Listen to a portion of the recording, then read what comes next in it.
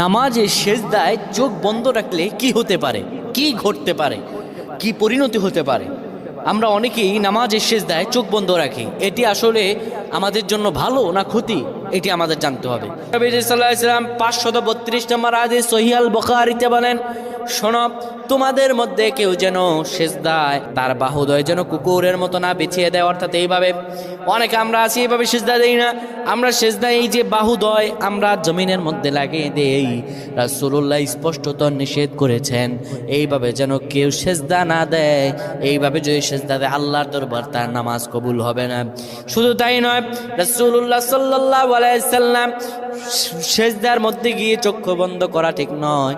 যারা চক্ষু বন্ধ করবে হয়তো মনের ভিতরে কোনো ফাহশা থাকলে সেটা দেখা যেতে পারে, কিংবা চক্ষু যদি বন্ধ করে রাখে তার এখানে কি আছে, সেজদার মধ্যে গিয়ে কি দেখতে পায় না দেখতে পায়